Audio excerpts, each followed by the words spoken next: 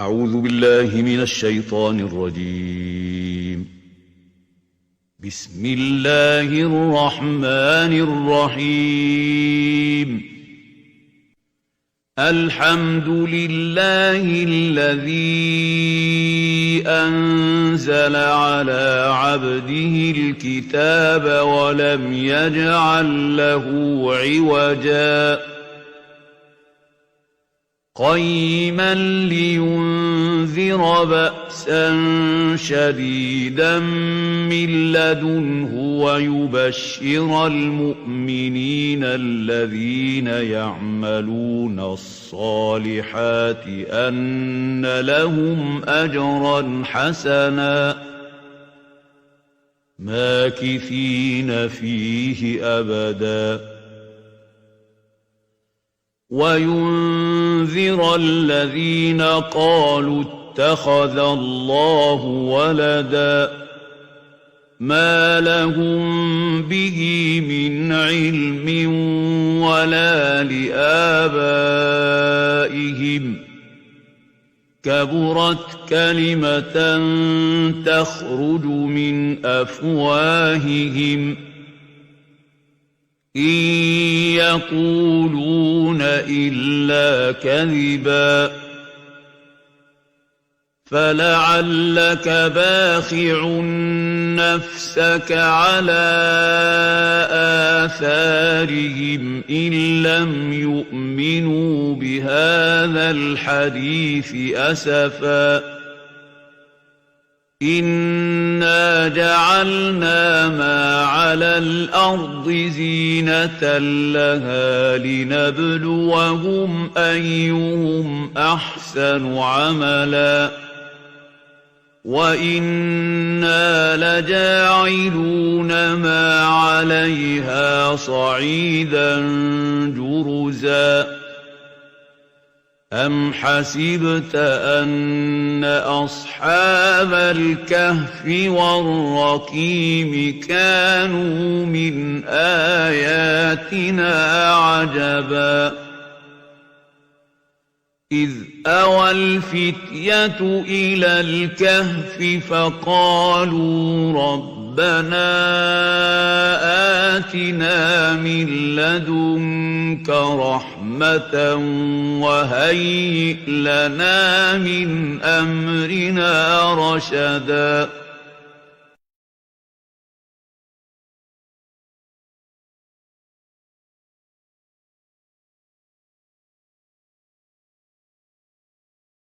أعوذ بالله من الشيطان الرجيم. بسم الله الرحمن الرحيم. الحمد لله الذي أنزل على عبده الكتاب ولم يجعل له عوجا قيما لينذر أعوذ بالله السميع العليم من الشيطان الرجيم. بسم الله الرحمن الرحيم. إن هذه أمتكم أمة واحدة وأنا ربكم فاعبدون وتقطعوا أمرهم بينهم كل إلينا راجعون فمن يعمل من الصالحات وهو مؤمن فلا كفران لسعيه وإنا له كاتبون وحرام على قرية أهلكناها أنهم لا يرجعون حتى إذا فتحت يأجوج ومأجوج وهم من كل هدب ينسلون حتى إذا فتحت يأجوج ومأجوج وهم من كل هدب ينسلون واقترب الوعد الحق فإذا هي شاخصة أبصار الذين كفروا يا ويلنا قد كنا في غفلة من هذا بل كنا ظالمين إنكم وما تعبدون من دون الله حصب جهنم أنتم لها واردون لو كان هؤلاء آلهة ما وردوها وكل فيها خالدون لهم فيها زفير وهم فيها لا يسمعون إن الذين سبقت لهم منا الحسنى أولئك عنها مبعدون لا يسمعون حسيسها وهم فيما اشتهت أنفسهم خالدون لا يحزنهم الفزع الأكبر وتتلقاهم الملائكة هذا يومكم الذي كنتم توعدون يوم نطوي السماء كطي السجل للكتب كما بدأنا أول خلق نعيده وعدا علينا إنا كنا فاعلين ولقد كتبنا في الزبور من بعد الذكر أن الأرض يرثها عبادي الصالحون إن في هذا لبلاغا لقوم عابدين صدق الله العظيم.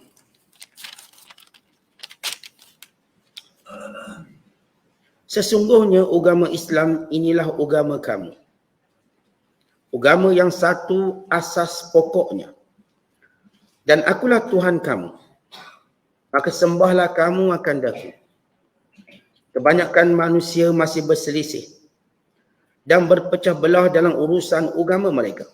Ingatlah, mereka semuanya akan kembali kepada kami untuk menerima balasan. Dengan yang demikian, sesiapa yang mengerjakan suatu amal kebaikan sedang ia beriman, maka tidaklah dia sia-siakan amal usahanya. Dan sesungguhnya kami tetap menulisnya. Dan mustahil kepada penduduk sesebuah negeri yang kami binasakan bahawa mereka tidak akan kembali kepada kami untuk menerima balasan di akhirat kelak. Demikian keadaan mereka hingga apabila terbuka tembok yang menyekat Ya'juj dan Ma'juj serta mereka meluru turun dari tiap-tiap tempat yang tinggi. Dan hampirlah datangnya janji hari kiamat yang benar. Maka dengan serta-merta pandangan mata orang-orang yang kufur ingkar terbeliak sambil berkata dengan cemas, aduhai celakanya kami, sesungguhnya kami telah tinggal dalam keadaan yang melalaikan. Sesungguhnya kami telah tinggal dalam keadaan yang melalaikan kami daripada memikirkan perkara ini. Bahkan kami telah menjadi orang-orang yang menganiaya diri sendiri. Sesungguhnya kamu dan apa yang kamu sembah yang lain dari Allah menjadi bahan-bahan bakar, menjadi bahan-bahan bakaran yang dilemparkan ke dalam neraka jahanam. Kamu sudah tetap akan memasukinya. Kalaulah mereka yang kamu sembah itu Tuhan-Tuhan, tentulah mereka tidak masuk ke dalam neraka. Dan ketahuilah, semuanya yang menyembah dan yang disembah akan kekal dalam neraka selama-lamanya. Mereka mendayu-dayu kesakitan dalam neraka. Dan mereka pula di situ tidak dapat mendengar sesuatu yang menyenangkan. Sesungguhnya, orang-orang yang telah tetap dari dahulu lagi memperoleh kebaikan dari kami, mereka dijauhkan dari neraka itu. Mereka tidak mendengar suara julangan api neraka itu. Dan mereka akan kekal selama-lamanya dalam nikmat-nikmat syurga yang diinginkan oleh jiwa mereka. Huru-hara besar yang amat mengerikan pada hari kiamat itu tidak merungsingkan mereka. Dan sebaliknya mereka disambut oleh malaikat-malaikat dengan berkata, inilah hari kamu beroleh kebahagiaan yang telah dijanjikan kepada kamu di dunia dahulu.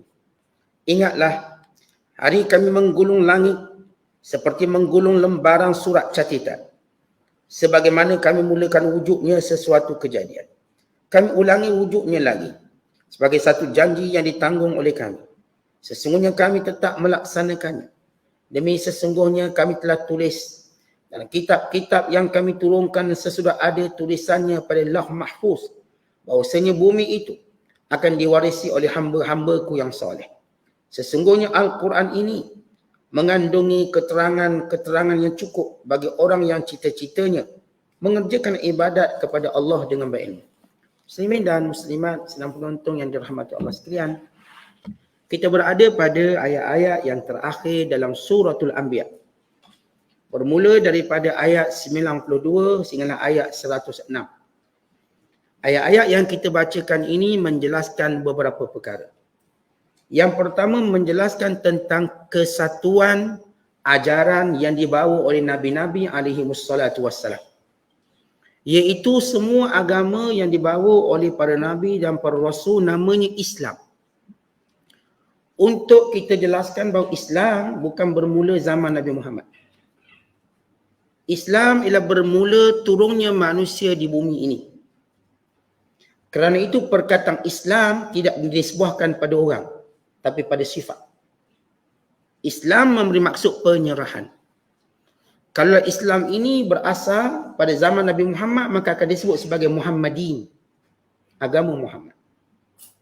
Atau pada zaman Nabi Isa, maka disebut sebagai Isawi ataupun Isawiyin, agama Isa.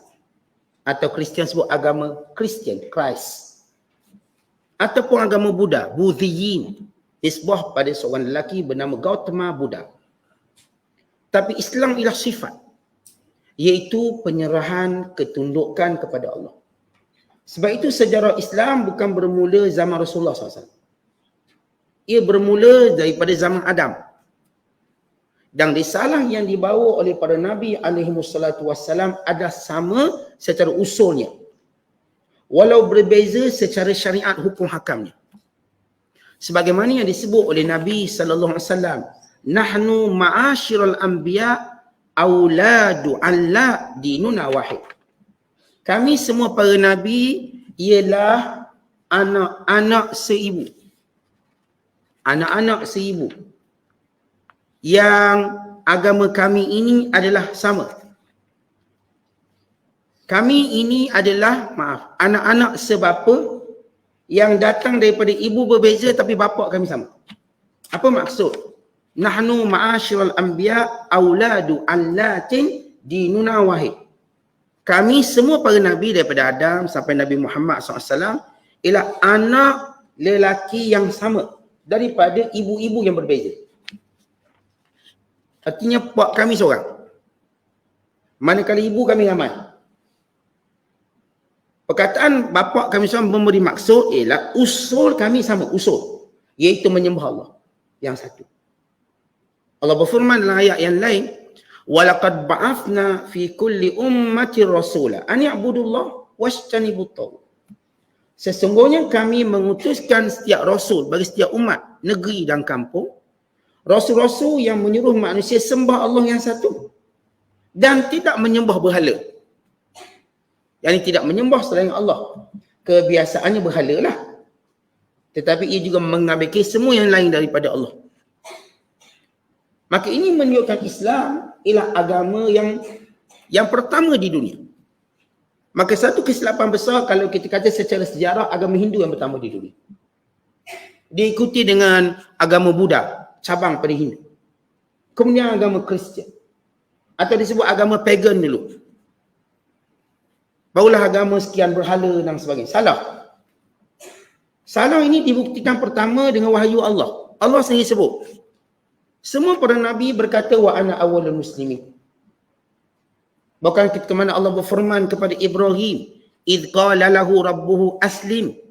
Dan ketika mana kami kata kepada Ibrahim, Islamlah kamu. Islam dah wujud. Nabi Musa berkata wa ana awwalul muslimin, aku orang pertama Islam. Bahkan Nabi-Nabi sebelum itu semuanya menyebut tentang agama mereka Islam. Ataupun secara kajian sejarah, para ahli ekologi sepakat manusia yang pertama tidak ada bukti-bukti mereka menyembah berhala. Tetapi oleh kerana analisis mereka yang serong, mereka buat analisis macam ni. Memang tak jumpa mana-mana bahan penyembahan berhala. Tapi mereka kata ini bermaksud manusia tak ada agama. Dia punya analisis. Walhal bukan maksud tak ada agama, tak menyembah berhala. Mereka ialah agama fitrah. Sebagaimana yang Nabi sebut, kullu mauludin yuladu ala fitrah. Setiap kelahiran itu dalam fitrah. Sebagaimana dalam hadis, Allah Ta'ala berfirman hadis kursi, khalaqtu ibadi hunafa. Aku jadikan semua hamba-Ku ini menyembah Aku. Lalu datang syaitan menyeleweng mereka. sehingga mereka menyembah berhala. Fastalathum syayatin, datang syaitan pengaruhi dia. Kerana agama berhala ini ialah dakhil. Maksud dakhil ciptaan. Ciptaan, bukannya asal. Bahkan sejarah Mekah menunjukkan bagaimana Kaabah dibina tanpa berhala. Sehingga datang lelaki bernama Amr bin Luhai meletakkan berhala. Maka semua ini dalil dan bukti yang banyak. Sehingga ada satu risalah ataupun satu kitab, seorang pakar comparative religion terkenal di Mesir, yang menyebut puluhan dalil tentang Islam ialah agama pertama. Kerana Islam bukan merujuk pada zaman Nabi Muhammad sallallahu alaihi wasallam semata-mata secara permulaan, tetapi merujuk kepada zaman Nabi SAW ialah menyempurnakan Islam. Allah berfirman, "Al-yawma akmaltu lakum dinakum wa atmamtu alaikum ni'mati wa raditu lakum al-Islam madina." Terbaca dalam surah Al-Maidah ayat yang ketiga.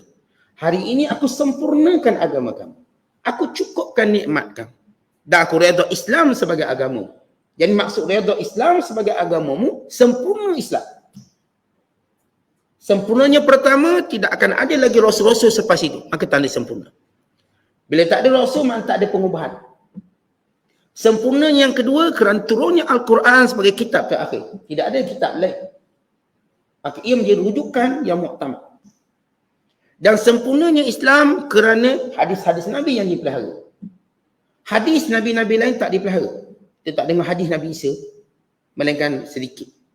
Hadis Nabi Musa, ada percakapan. Adapun hadis Nabi SAW dipelihara secara sempurna. Dengan pelbagai bab dan pelbagai cabang hukum. Maka ini dalil tentang kesempurnaan Islam. Oleh sebab itu, tak ada orang boleh mendakwa bahawa agama yang lain pada Islam itu dulu. Melainkan mereka ni buta sejarah dan kajian yang dibuat. Sebab mereka menilai Islam merujuk pada zaman Rasulullah mendapat kerasulan pada tahun 610 Masihi. Ataupun zaman Rasulullah dilahirkan 570 Masihi. Atau 571 Masihi. Maka dengan nisbah ini Hindu dulu. Bukan, Nabi Muhammad SAW datang menyempurnakan Islam. Tapi perkara usul sama. Sembah Allah satu dengan sembah berhala itu sama. Tak ada beza. Perkara yang berkaitan dengan usul, akidah sama. Tak ada beza semenjak ini yang disebut oleh Allah sebagai wahdatu, ataupun disebut oleh Allah dalam ayat ini. Inna hadhihi ummatukum. Sesungguhnya umat ini, yakni manusia yang semuanya. Ummatan wahidah, umat yang satu. Umat yang bersatu padu secara fitrah mula-mula. Wa ana rabbukum. Dan akulah Tuhan kamu semua. Fa'budun. Maka sembahlah aku. Maka Allah menyatakan, Allah menyebut secara fakta, manusia asalnya umat satu. Semua menyembah Allah. Mula zaman apa? Adam. Semua sembah Allah. Zaman Nabi Syis, semua sembah Allah. Zaman Nabi Idris berlaku penyelewengan, lalu diperangi oleh Nabi Idris. Kita dah sebut semalam.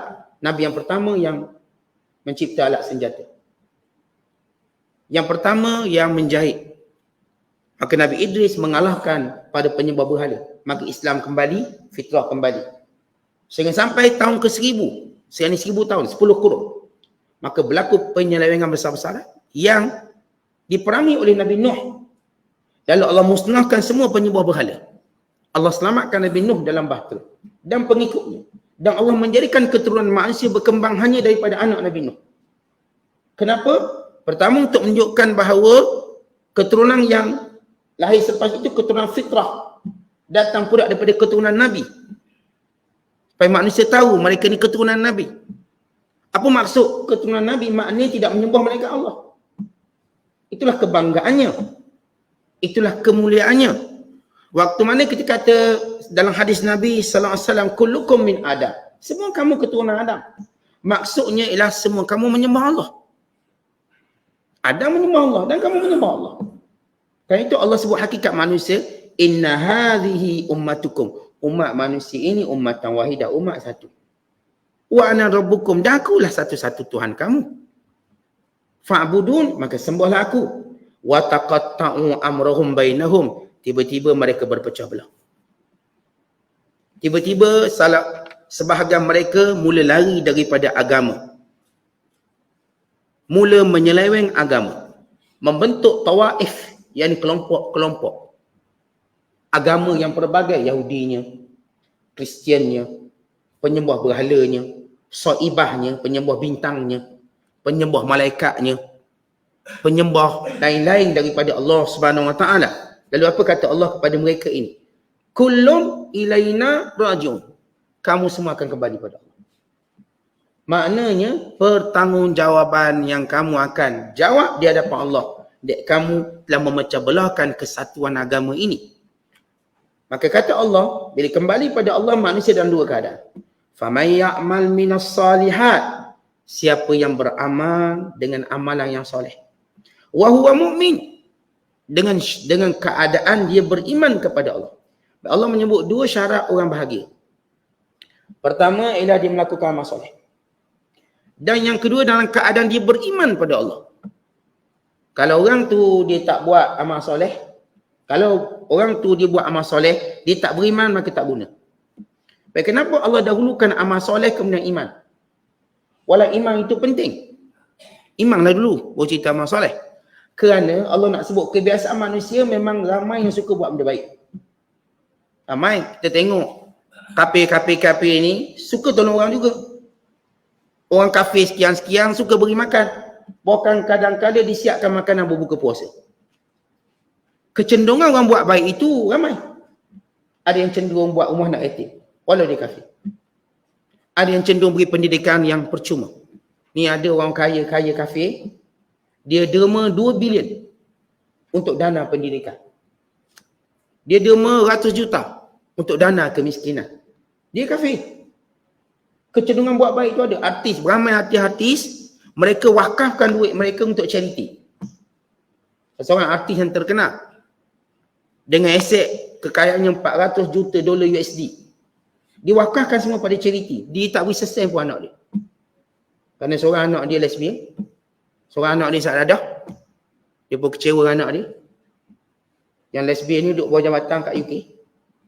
Miskin, papa kedana. Ayah dia tak nak tolong. Sebab lesbian.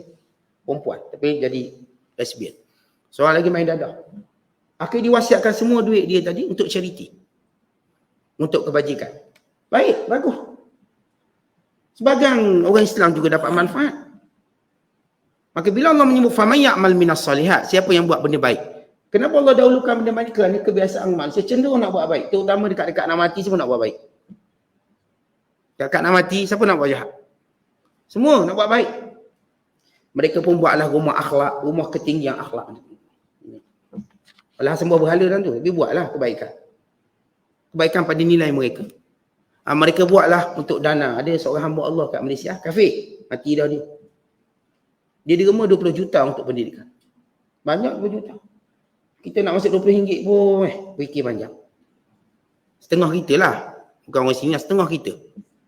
Ni 20 juta bagi pendidikan. Dia bagi. Saya sehingga dia ada satu universiti kat Malaysia. Saya sebutlah universiti tu. Bukan promosi ni. Cerita kebajikan. Kerana kecenderungan buat baik tadi normal. Bagi kebanyakan manusia.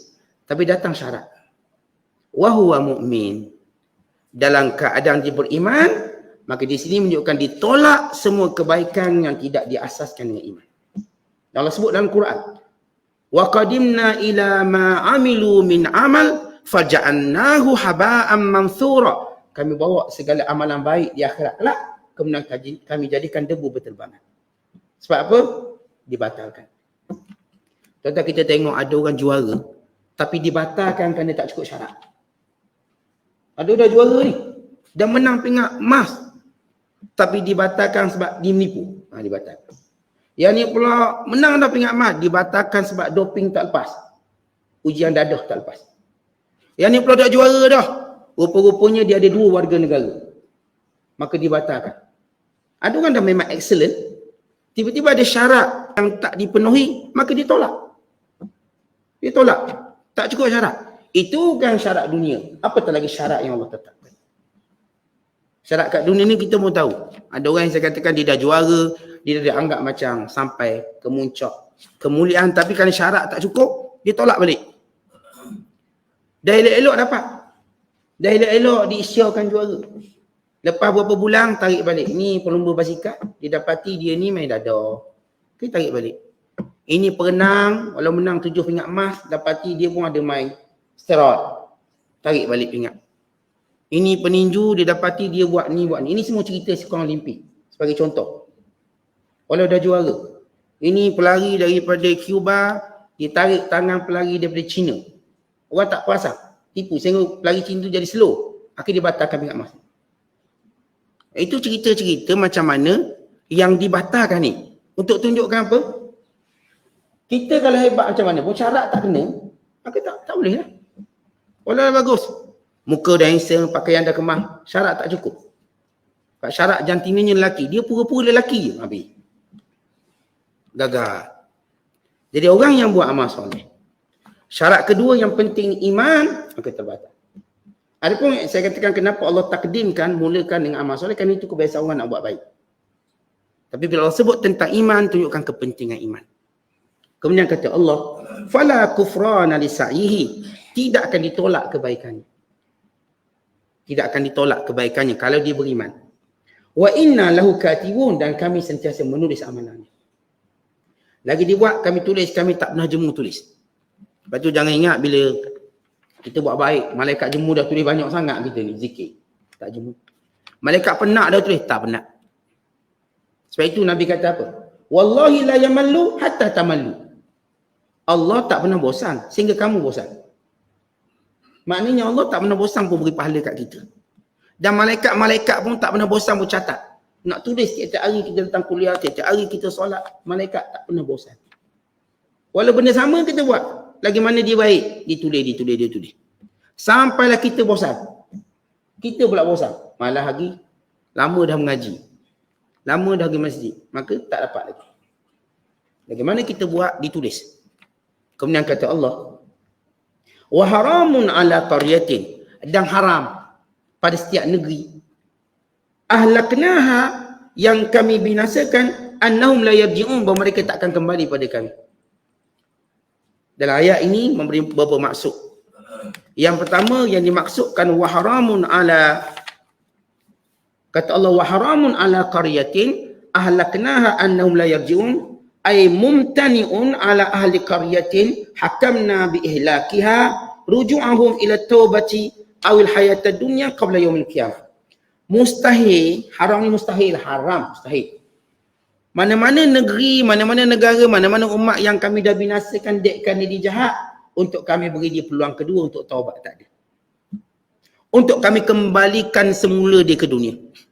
Untuk melakukan maksiat, tak ada. Kerana peluang Allah beri sekali. Peluang di dunia. Maka jangan duk fikirlah teori-teori istinsak, teori-teori apa yang disebut sebagai penjelmaan semula. Saat saya mati, roh saya masuk badan orang lain pula. Tak ada. Dia memang mati dah Ustaz, tapi roh dia menjelma pada badan orang lain. Ini macam teori Hindu, teori Bahai, teori Batiniah. Yang kononnya mereka ada second chance, peluang kedua, mereka ada raja'ah thaniyah, boleh balik semula. Tapi jasad lain. Jasad lain. Artinya kalau mereka mati buat jahat, lalu mereka menjelma semula dalam badan orang lain. Roh mereka. Kalau mereka tu jahat sangat, dia jelma dalam roh binatang dulu, jadi tikus. Itu dibiar dalam ma'bad ataupun rumah berada tikus. Mereka percaya ini jelmaan semula.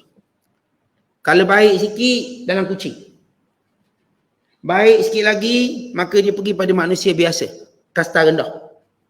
Bila baik lagi, dia mula naik. Yang disebut penjelmaan semula. Kata Allah, haram kamu tak akan dapat peluang kedua. Haramun. Haram kamu tak dapat ada peluang kedua. Untuk kamu kembali taubat. Dah atas dunia tak nak taubat, sehingga kami binasakan kamu, yang kami matikan kamu. Lalu kamu kata nak hidup balik. Ini Allah sebut dalam ayat yang lain. Bila orang jahat ni kata, Rabbirji'un la'alli a'mal salihan fi ma tarak. Kalla innaha kalimatun huwa qailuha. Innaha kalimatun huwa qailuha. Wa min waraihim barzakhun ila yaumi yub'atsun. Dan berkatalah orang kafir, ya Allah, pulangkan kami kembali ke dunia untuk kami buat amal soleh yang kami dulu tak buat. Kata Allah, tidak sekali-kali kamu dapat peluang itu. Kamu cuma mendakwa dan kamu cuma bercakap saja, berangan saja. Cita-cita berangan saja. Bahkan kamu akan tinggal di alam barzakh ini sehingga hari kiamat. Semua manusia. Sebab tu kita kena muhasabah betul-betul. Peluang kita kat dunia sekali je. Tergelincir kat sini, innalillah kita habis. Maka sebab itu kita disebut mujahadah, bersungguh. Bila kita tahu peluang sekali, kita sungguh-sungguh lah. Tuan-tuan semua tahu peluang sekali. Maka kena bersungguh. Kalau peluang kita 10 kali, tak apalah. Try and error. Tapi kita semua tahu peluang sekali. Kalau tuan-tuan semua tahu peluang sekali, tuan-tuan tak akan main-main. Sebab itu Allah sebut dalam Quran, walladzina jahadu fina lanahdiyannahum subulana wa innallaha lama'al muhsinin. Orang-orang yang bersungguh-sungguh pada jalan kami, kami akan tunjuk jalan kami. Dan sesungguhnya Allah sentiasa bersama dengan orang buat baik. Kemudian kata Allah lagi, apa menyebut, hatta idza futihat ya'juj wa ma'juj wa hum min kulli hadabin yansilun. Sehingga kalau keluar Ya'juj Ma'juj pun kami tak mungkin hidupkan mereka kembali. Ya'juj Ma'juj ialah peristiwa akhir zaman yang keluar sesudah munculnya Dajjal dan sesudah turunnya Nabi Isa. Kita kena tahu kronologi tanda-tanda kiamat. Kenapa penting tahu kronologi? Supaya kita bercakap tu berfakta, berasas, bukan sembang kari. Bukan sembang ikut ikut dam kita. Dia ada asasnya. Kalau kata Ustaz ada bunyi suara Dajjal jerit dah, bohong. Dajjal tak akan keluar sampai Mahdi keluar dulu. Tapi dia orang kata ni bulan Ramadan dah bunyi jerit, tu macam Dajjal dah keluar. Kata ini semua pembohong-pembohong. Sebab tu penting kita belajar hadis-hadis. Sebab tu Nabi SAW beritahu tanda-tanda kiamat supaya kita tak dikelentong oleh orang bodoh. Nabi dah beritahu apa dulu? Belum cerita Dajjal, Mahdi dulu. Yang akan memimpin orang Islam dan membawa kemenangan. Lepas tu baru keluar Dajjal. Lepas Dajjal, maka turun Nabi Isa dan membunuh Dajjal di bab Lut. Lepas itu barulah keluar Ya'juj Ma'juj. Ni ada kata Ustaz, Ya'juj Ma'juj keluar dah. Ya'juj Ma'juj benda Dajjal tak keluar lagi.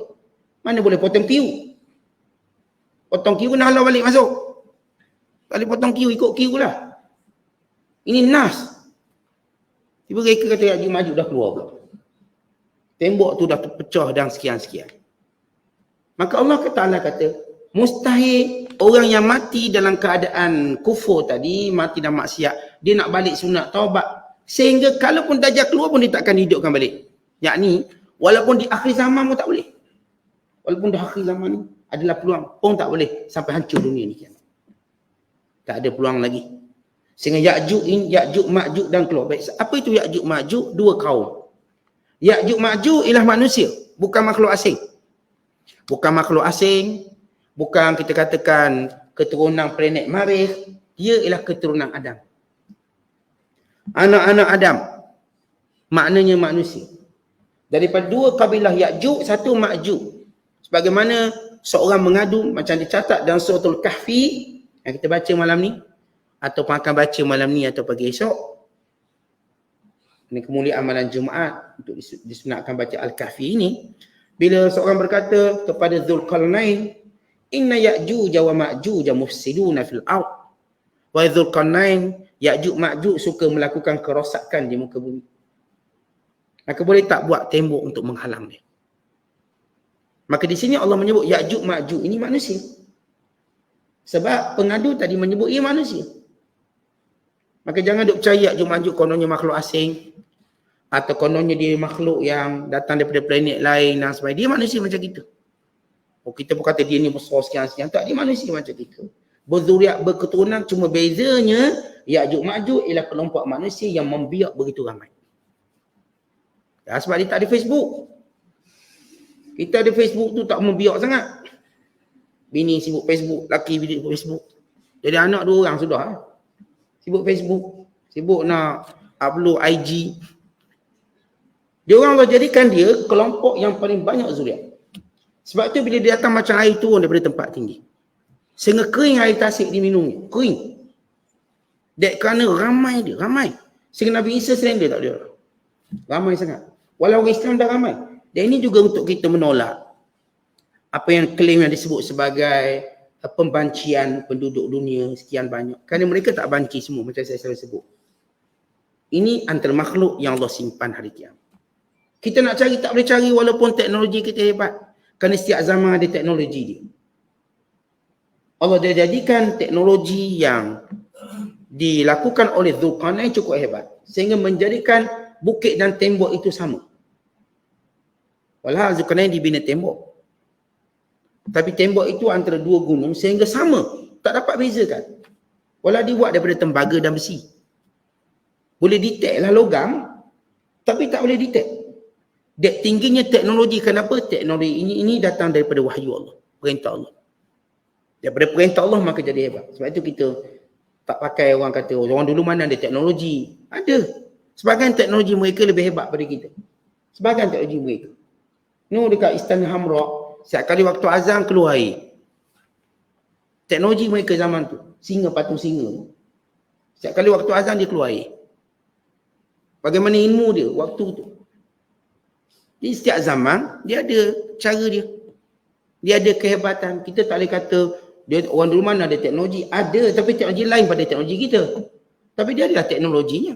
Sehingga dia boleh ukir batu-batu besar jadi istana besar. Kita tuan-tuan tengok kat Petra.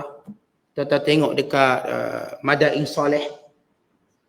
Ni gunung besar diukir. Macam kita pergi kat Kapadosia di Turki. Gunung Ganang, Bukit Bukau dijadikan rumah. Kita duduk hotel pun hotel yang Bukit Tebuk ni. Teknologi mereka. Sejak zaman berzaman. Mereka gunakan. Jadi kita, satu benda yang kita katakan tak bijak kalau kita menafikan orang dulu dengan kata tak ada teknologi. Ada. Ikut cara zaman dia lah. Dia ada zaman masing-masing. Cukup sampai hari ni orang tak jumpa teknik awet mayat sebagaimana dia buat oleh Firaun. Oleh bangsa Kipti. Sampai hari ni. Dia boleh awet mayat tahan beribu tahun. Sehingga mengkakan sebagian besar daripada unsur mayat tadi. Sehingga orang kaji macam mana dia awet tu. Sampai tahan lama macam tu. Kita tak mampu awet mayat kita selama tu. Ya, itu teknologi dia.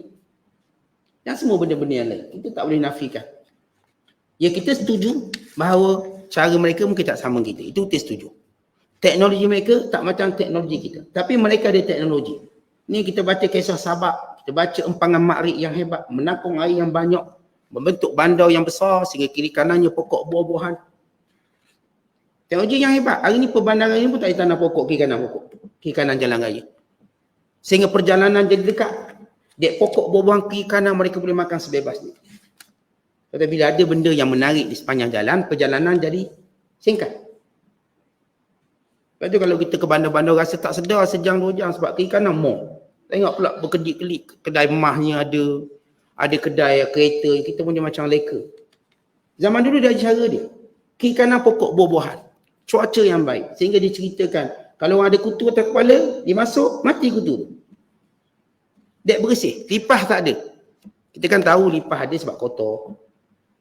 Kita pun tahu tikus ada pun sebab kotor. Dek bersihnya. Allah cerita tentang tamadun yang hebat ini. Dia setiap, supaya kita tahu, faham, setiap zaman ada tamadun dia. Cuma mungkin berbeza dengan cara kita. Jadi tak mustahil untuk mereka membina satu bangunan yang besar, yang hebat. Tak mustahil. Walaupun ada benda yang kita taklah menyetujui secara mutlak. Tapi asas tu ada. Tapi taklah sampai kita setuju bulat-bulat. Orang kata banyak ni, ya lah. Taklah begitu. Kita pun ada juga penilaian yang tertentu. Namun kita tidak menafikan teknologi zaman dulu. Asalnya. Teknologi pembedahan, teknologi bius. Kesihatan, sebagaimana satu saintis kaji. Kenapa orang dulu sihat tubuh badan. Sehingga umur mereka panjang-panjang sampai 300 tahun. Artinya mereka juga ada ilmu sains mereka. Boleh kekalkan lama tu. Bukan mayat mereka tak berbaru. Kenapa? Lama mayat mereka ni. Bukan daging-daging dulu juga tahan lama. Dulu kan tak ada peti sejuk. Habis tuan-tuan ingat orang dulu sembelih terus habis pakai daging. Tak mungkin, mereka juga simpan. Macam mana daging tu boleh kekal? Tengok zaman mak ayah kita dulu. Macam mana dia simpan ikan? Macam mana dia simpan sekian? Dia ada cara kaedah dia. Kalau orang kampung saya kita panggil garamang tu. Maksudnya daging tu digaramkan. Simpan berbulan-bulan. Nak makan, goreng. Macam ikan masin kita simpan. Bila lauk bergelora, kita pun buat ikan masin. Cuma tahan lah mana. Kepuk lekor tak habis, kita hiri-hiri buat kepuk keping pula. Tahan pula 6 bulan. Demikian teknologi kita. Kalau teknologi hari ni semua frozen. Semua frozen. Tak ada cerita jemur-jemur. Semua frozen. Dengan kita frozen sekali. Itu teknologi zaman kita, cara makanan zaman kita. Jadi maksud saya, kita tak boleh menafikan orang dulu ada ilmu masing-masing. Cuma berbeza. Kita kata orang takkanlah pandai buat macam tu. Tak, mereka bijak. Kerana benda ni Allah beri pada manusia. Sebagai khalifah atas muka bumi. Maka mereka boleh buat sistem saliran, sistem itu, sistem ini, sistem kesihatan, sistem pemparitan. Macam kita baca kisah tamadun Mohenjo-daro dan Harappa. Macam mana dia membina sistem pemparitan, loji najis dengan begitu bijak. Di waktu tu tak ada apa yang kita sebut apa tu yang bagi yang sedut tahi ni, Indah Water. Namanya Indah Water tapi kerjanya sedut tahi. Indah Water. Orang dulu pun ada juga, cuma tak nama lain Indah Water. Mungkin nama dia lain Water Pump. Mungkin kita pun tak tahu. Tapi ceritanya ada teknologi tu, sedut tahi tu. Di semua zaman ada teknologi. Maka Allah cerita, waqtarabal wa'dul haq, dan datang janji Allah yang sebenar, yakni kiamat. Fa idza hiya syakhisatun absarul ladzina kafaru. Ketika itu terbeliaklah mata-mata orang kafir. Ya wailana, sambil mengeluh dengan berkata, aduhai celaka kami. Celaka kami. Qad kunna fi ghaflatin min hadza bal kunna zalimin. Kami tak pernah fikir benda ni. Bahkan kami kaum yang zalim. Kata ini penyakit manusia. Kalau kita tanya balik apa benda kita fikir benda paling besar sekali atas dunia, apa benda kita fikir? Saya fikir Ustaz nak masukkan anak saya universiti. Kita lupa satu benda lebih penting pada itu. Yang ni pula perkara paling besar saya fikir pencen saya tak payah kerja lagi. Itu dia fikirkan. Dia sumbatlah duit ke DSP banyak sikit biar dia tak payah kerja lagi. Biar dia boleh goyang kaki je. Setiap orang dia ada benda besar yang dia fikir. Datang Nabi-Nabi. Ajar kita perkara besar yang kita kena fikir ialah hari kiamat, hari kita berdiri depan Allah. Hari di mana amalan kita dibentangkan, ditimbang, diberitahu mana yang baik, mana yang jahat. Lalu kesudahannya dalam neraka atau dalam syurga. Nabi-Nabi dihantar oleh Allah suruh manusia fikir benda penting ini, dan ini sepenting-penting perkara yang dilupakan oleh manusia. Tuan-tuan tengoklah kita hidup ni, benda perkara paling besar kita fikir. Yang tuan-tuan fikir sekarang pun benda besar sekali. Akhirnya nanti bila berlaku kiamat, watak-watak manusia menyesal dengan berkata, ya wailana, celaka kami. Tak perasan kami benda ni ada. Lupa kami dengan benda ni, lalai kami dengan benda ni. Dan kami orang zalim. Aku dah zalim. Dan dunia duk sibuk berbala, ha-ha kecil. Macam benda tu besar sangat. Itulah kita duk gaduh. 7 tahun gaduh, 10 tahun gaduh. Kenapa gaduh? Sebab dia, saat kita nak kahwin dengan anak dia, dia tak nak terima, tu kita gaduh ni. Kita gaduh. Sebab dia tak jemput kita jamuan kahwin, saat tu kita gaduh. 10 tahun dah kita gaduh ni. Tentang benda tu je besar kita fikir, sampai duk mengamuk sampai hari ni. Ni saya gaduh Ustaz sebab mak mertua saya ni begini. Waktu saya masak kat dapur, dia marah saya Ustaz. Dia kata tak sedap masak. Menantu jenis apa tak pandai masak. Kita pun kecil hati. 20 tahun tak balik rumah mak mertua. Kecil hati. Itulah benda besar sekali tu. Duk menangis, berendang air mata. Tuan-tuan cerdik sikit lah. Betulkan garis pemikiran kita. Terutama bila kita dah umur-umur senja ni, apa benda kita nak fikir sebenarnya? Nak makan, tak boleh makan dah, habis dah. Nak melancong, sakit lutut dah. Nak naik kapal terbang, tak boleh dah, tak lepas. Dekat immigration buah. Dengan darah tinggi, kucing mani. Nak benda kita tu, bila kita sampai satu umur. Tanyalah orang geng-geng kita umur 70 dia nak apa? Dalam hidup nak apa? Tetapi ada benda besar yang kita ramai lupa dan lalai. Kurang bersedia dan kurang bersungguh-sungguh, iaitu hari di mana kita berdiri di hadapan Allah. Hari di mana segala buku catatan kita dikeluarkan. Dengan salah satunya gulungannya sejauh mata memandang. Setiap orang ada 99 gulungan bukunya, buku catatan. Dia buka ni sejauh mata memandang, dicatat semua kita buat. Daripada kita umur taklif sampailah kita mati. Kita buat bertulis belaka. Jangan buat tak ingat. Kita ambil duit orang tak bayar. Jangan buat tak ingat, kita alih sempadan tanah orang. Jangan buat tak ingat, kita ambil harta pusaka lebih daripada orang lain. Jangan buat tak ingat, kita duk pukul orang, kita duk aniaya orang. Benda tu tercatat dan kita akan dihisap. Tetapi benda tu patut kita fikir. Orang kafir, dek kerana hidup mereka cuma kiblatnya dunia. Fikiran di sinilah, ekonomi naik tu, itu je dia fikir. Negara ni maju tak maju, itu je dia fikir. Padahal dia lupa dia akan masuk bawah tanah. Tuan-tuan, siapa tolong kita bila masuk bawah tanah tu? Laki kita, bini kita, anak kita, tak ada. Sebab inilah pemikiran paling besar. Dan kerana itulah Nabi-Nabi dan Rasul diutuskan nak ajar kita fikir benda besar ni. Tuan-tuan, pemimpin pun tak boleh ajar kita fikir benda besar ni. Kita duduk tiap hari duduk fikir harga ayam je. Mahal murah harga ayam. Bising yang bahar tu je bising. Hak kiamat ni, hamalan kita ni tak cukup, itu tak fikir. Itu tak nak timbang. Dia fikir nak timbang ayam tu. Kenapa ayam sekilo mahal? Minyak mahal tu kita. Bukan kita marah, protes lah. Tapi ada benda lebih utama dalam hidup. Ada benda lebih utama. Kalau kita lupa benda ni, ingat kita semua mati. Saya mati, tuan-tuan mati. Akhirnya datang kiamat. Datang hari hisab. Datang kebangkitan.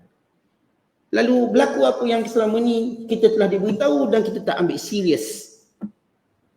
Apatah lagi orang kafir yang tak percaya. Sebab tu Allah cerita, waqtarabal wa'dul haq. Bila datang janji kami sebenar, yakni kiamat, fa iza hiya syakhisah, tiba-tiba terbeliak matanya.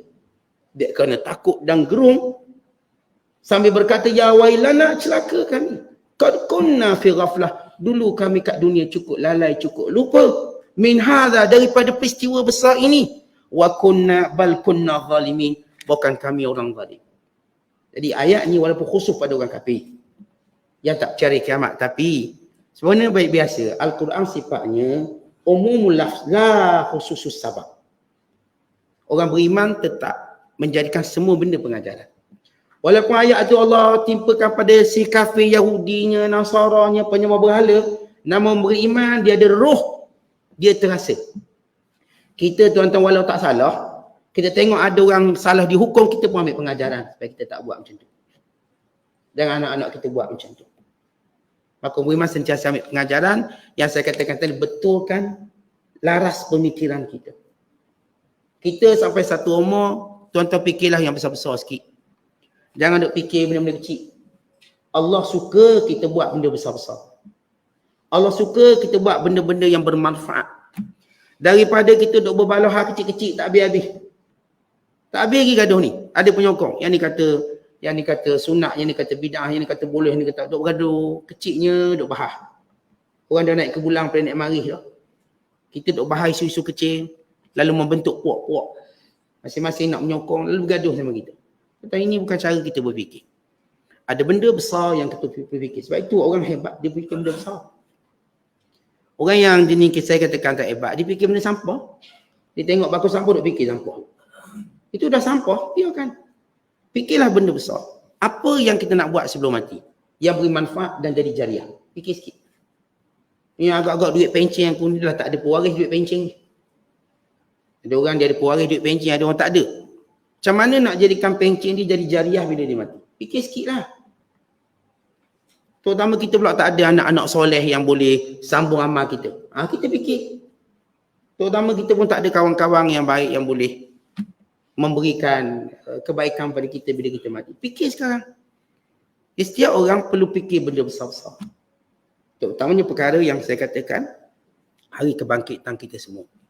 Kita semua akan mati, kita akan dibangkitkan, kita akan ditanya. Jadi ingat hari itu. Itu doa, itu dua benda yang saya pernah sebut. Dua perkara yang ditakuti oleh para ulama. Ialah ketika menghadapi sakratul maut, takut iman atau tidak. Yang kedua, ketika berdiri di hadapan Allah untuk mendapat buku catatan. Sehingga mereka berdoa, Allahumma ahsin wukufana baina yadaik. Ya Allah, perelokkan cara kami berdiri di hadapan-Mu, ya Allah. Cara kami berdiri, maksudnya kita berdiri dengan penuh kemuliaan kerana kita melakukan semua perintah Allah. Maka ini pemikiran besar yang orang kafir lupa dan kita orang beriman ambil pengajaran supaya kita tidak lupa dan lengah dengan perkara yang utama ini. Wallahu a'lam. Assalamualaikum.